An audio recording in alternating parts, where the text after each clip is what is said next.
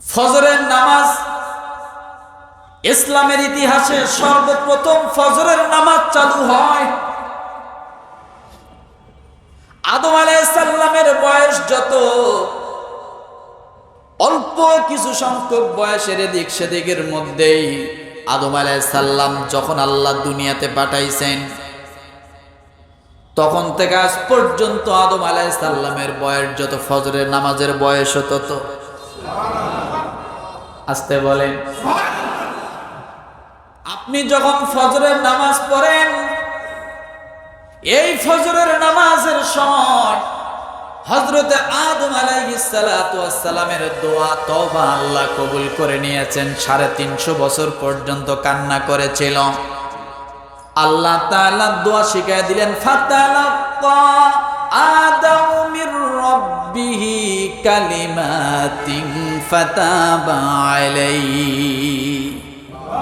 আল্লাহ তাআলা একটা কালেমা শিখিয়ে দিলেন আদম আলাইহিস সালামকে। 350 বছর কান্দো, দোয়া কবুল হয় না? বলেন না।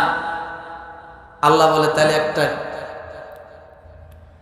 তোমার জন্য দোয়া কবুলের একটা কালাম শিখিয়ে দিলাম, তুমি এইটা আমল করো, তোমার দোয়া কবুল হয়ে যাবে। আল্লাহ পাক রব্বুল আলামিন দোয়া শিখিয়ে দিলেন, রব্বানা যালামনা আনফুসানা ওয়া ইল্লাম তাগফির লানা ওয়া তারহামনা লানাকুনান্না মিনাল খাসিরিন।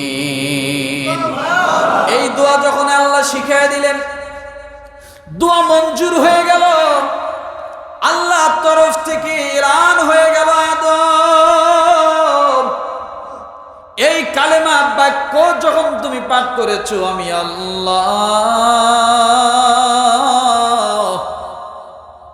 তোমার জীবনের যত গুনাহ আছে সব গুনাহ আমি আল্লাহ মাফ করে দিলাম। এই কথা যখন আল্লাহ বলেছেন, আদম আলাইহিস সালাতু ওয়াস সালাম আর দেরি করেন নাই। ওই সময় সুবহে সাদিকের সময় ছিল, ফজরের সময় ছিল। সঙ্গে সঙ্গে শুকরিয়া আদায়ের জন্য, আল্লাহর কৃতজ্ঞতা প্রকাশের জন্য আদম আলাইহিস সালাম 2 রাকাত নামাজ, নফল নামাজ আদায় করে দেন। আল্লাহ তাআলা সঙ্গে সঙ্গে খুশি হয়ে গেল, এত খুশি হয়ে গেল, কৃতজ্ঞতার জন্য 2 রাকাত নফল পড়লেন।